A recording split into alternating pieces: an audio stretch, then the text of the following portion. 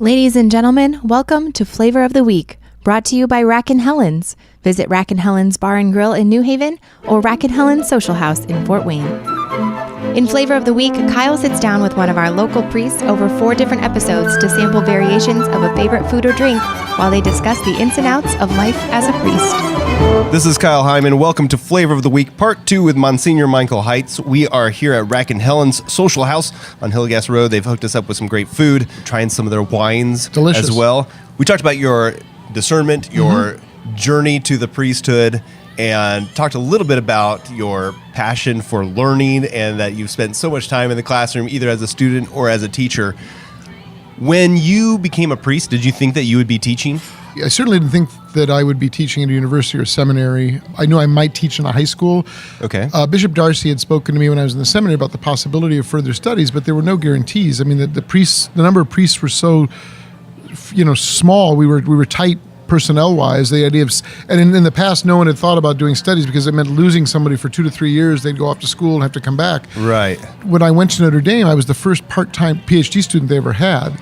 And they took a real risk because Notre Dame never had done that before. I did it while I was teaching at the high school and in the parish at the cathedral. I feel like that's fairly common now, isn't it? It's more common now, yeah. Okay. But Notre Dame had never done that before. And so I had to make sure that I didn't screw up because, I was, they were being very good to me in allowing me to do that. So I was in coursework every semester, but I'd take half the load the other students would take. So it took me a year longer than most people to finish the degree because it was spaced out more because I was doing it amidst parochial obligations, teaching in a high school, and then eventually teaching at the university as well. Yeah. Have you ever been a pastor while teaching? Yes. When I was at the cathedral in South Bend, I was the associate parochial vicar. Bishop Jenke was the pastor, and he got translated to Peoria, and I was named administrator, and I was there alone for a couple of years. So I was administrator, then pastor of the cathedral, and I was teaching at the high school and at Notre Dame. I look back, I had a lot more energy when I was younger. I look back thinking, I don't know how I did that. Yeah. So I did the masses, the funerals, the weddings, baptisms, teaching at both places, at St. Joe High School and at Notre Dame, which was wonderful. I look back, I was able to do it then. God gave me the grace to do it. I don't think I have that energy level today. Yeah. So what were you teaching? at St. Joe, I taught the senior religion class, which was kind of a great Catholic thinkers or great Catholic books kind of thing. Okay. And then for 2 years, I taught Greek at St. Joe High School. Really? And so I taught Greek for 2 years there, my last 2 years there, and then I taught eventually 2 years of Greek at Marian as well. By the end of the year, the kids were reading the New Testament. I mean, it really, you think about a lot of language classes. And Wait, reading the New Testament in Greek? Yes. And understanding what it said, or just Yes. being able to recite the No, words? they were translating it. What? Look, think about how we do language study. You go to a university, you take a Latin or Greek course, Okay. or a French or Spanish course. You're only meeting 2 or 3 times a week. Yeah. In the course of a semester, you pretty much cover the grammar. In high school, they're there 50 minutes a day, 5 days a week. We Okay. plowed through the entire Gresham-Machen grammar of New Testament Greek. So we were finished with the grammar by the middle of the second semester. And so we even did some cool things, like I was able to reproduce some ancient manuscripts, and they were able to try to make out the letters and try to, transcribe what's this, Bodmer Papyrus 66 or 73, where they're looking at these ancient 3rd century papyri and trying to transcribe. There's no breaks in the words or punctuation. So what is this saying? And they had to work with that. And we had fun. It was great. And we did that for 2 years at each high school. Wow. What's your favorite Greek phrase, or do you have anything? Here comes round 2. This is exciting. Wow. More food. My goodness. Wow, this is great. This stuff is okay. Wait, let's get the rundown here. All right, this time we have fish tacos. So these are corn tortilla, chili lime slaw, smoked salmon, cojita cheese, and we pickle our own red onions and some cilantro. So Wonderful. Enjoy. Thank you so kindly. In the wine? Oh, the wine is Kendall Jackson Chardonnay. All right. That's a winner. Yeah. I've had that before. Have you? I've had that before. Okay. Yeah, I think it's reasonable and delicious. So here's to the chef. Thank you. Yeah, thank you, Wes. Oh my, that's good. Yeah, buttery.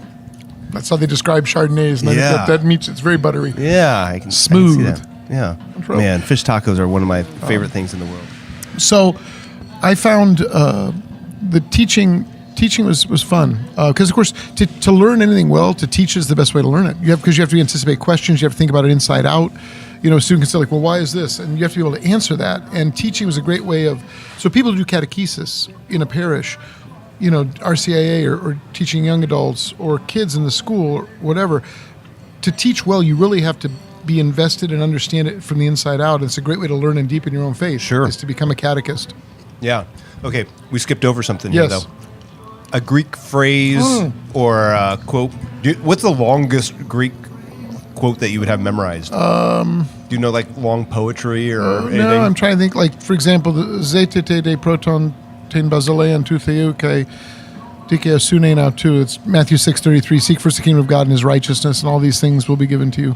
It's one of my favorite lines because I'm a worrier. I'm a fretter by nature, and I always need to remember that it's seek first God's kingdom. He'll take care of everything else.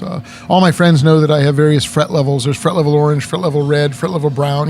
Like the threat levels of the Homeland Security, I have fret levels, and I'm a worrier and a fretter, which is because I don't trust God enough, and I need to grow in that area. Where do you think that comes from? Wanting to be God. I want to control everything. And so, having to let go of the reins of the universe and give them over to God is a daunting task for someone who's egotistical as I am. Well, it seems like that's such a common, like, the do not be afraid, the fear not, it's repeated over and over in the Bible. What Adam and Eve sinned? They wanted to be God. They wanted to control. And to let God be God and to realize we're creatures is the fundamental lesson that they weren't able to pick up on. And so it's repeated in all of us. Original sin gets repeated in all of our lives. Yeah. And we repeat in different ways, but fundamentally we all live in some level of fear because we don't trust God enough. But then fear of God is also a good thing. That's the beginning of wisdom, absolutely. There's ways of understanding. I mean, fear is an equivocal term.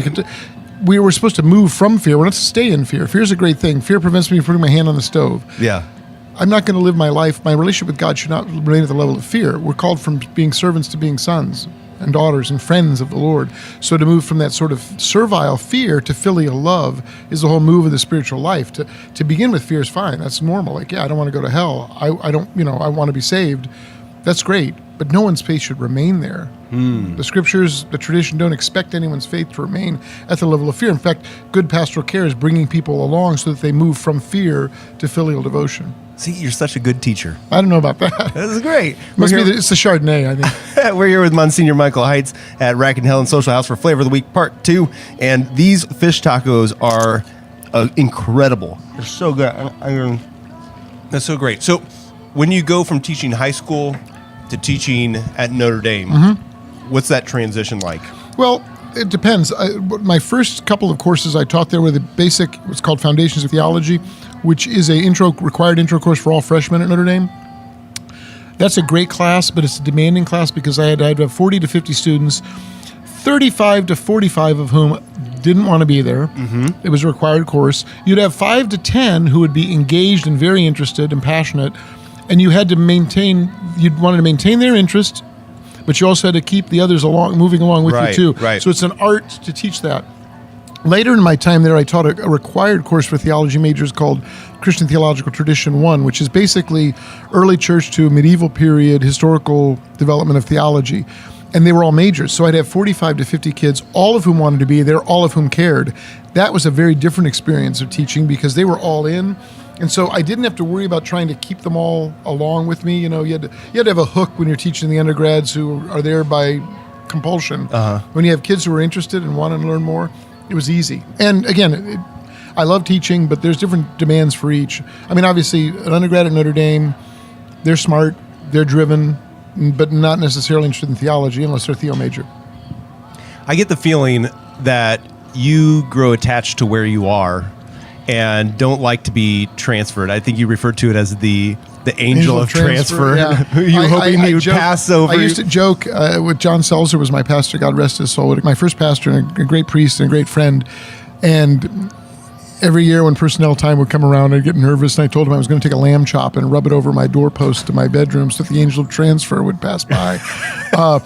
I've only been in 3 assignments in my entire priesthood. In 25 years, I've had 3 addresses.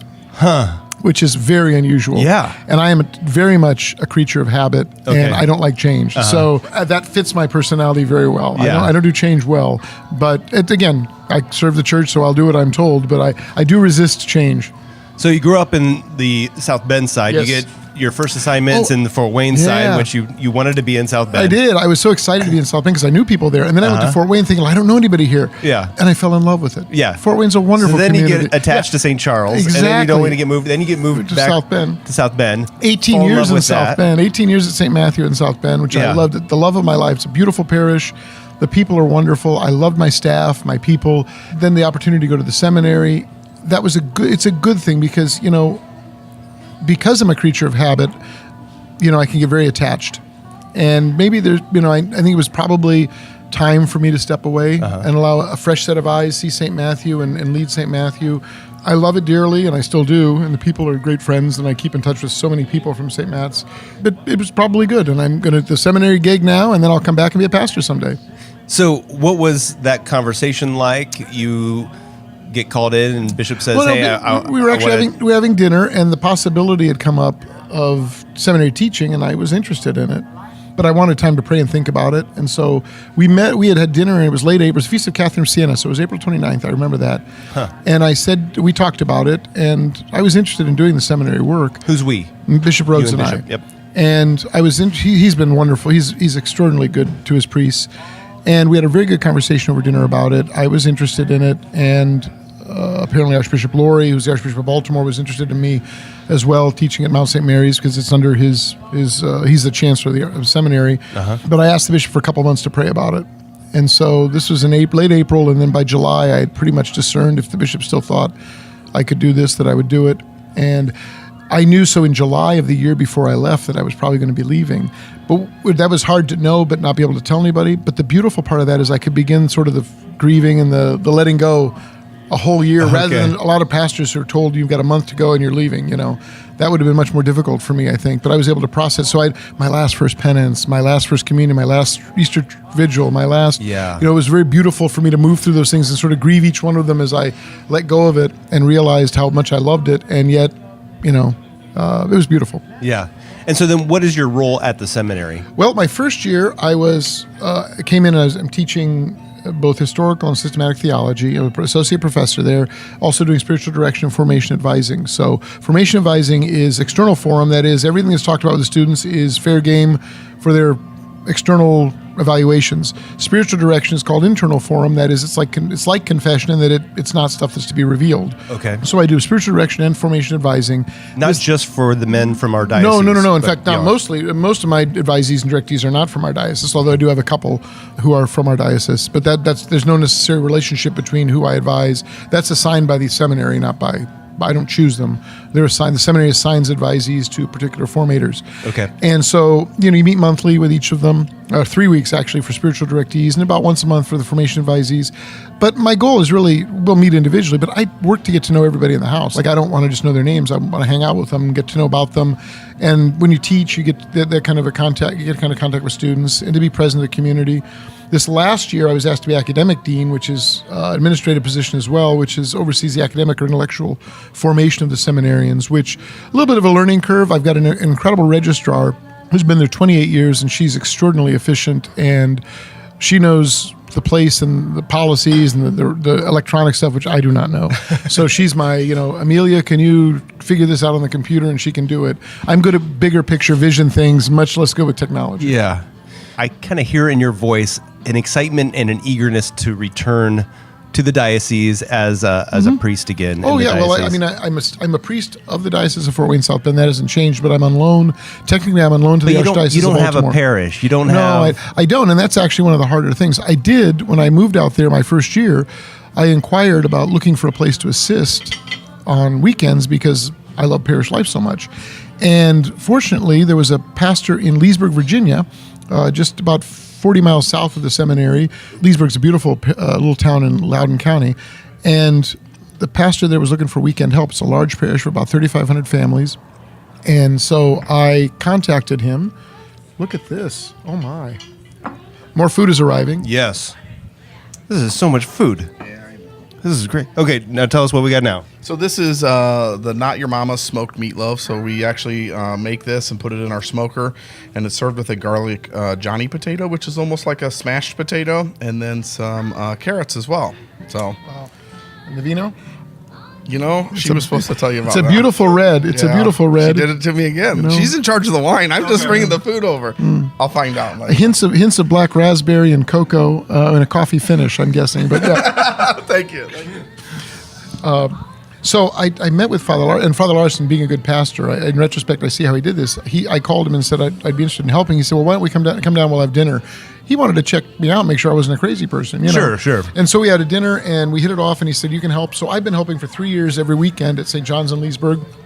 And I either go down and have confessions and Saturday evening Mass or Sunday Mass in the parish there. So I've got to know the people. It's wonderful. All right. Well, we're going to have to wrap this up. But when we come back next week for Flavor of the Week Part 3, we will dig into the red wine as well as the, what was it, Not Your Mama's Meatloaf? Meatloaf, yes. All right. The Liberated Cabernet is the wine you're tasting today. I am so glad. I was afraid it was enslaved Cabernet. All right, so all of that's coming up for Part 3, Flavor of the Week, next week with Monsignor Michael Heintz here at Rack and Helens Social House on Hillegas Road. Check them out. This is so good. We've got more coming up next week, though, for Flavor of the Week, Part 3.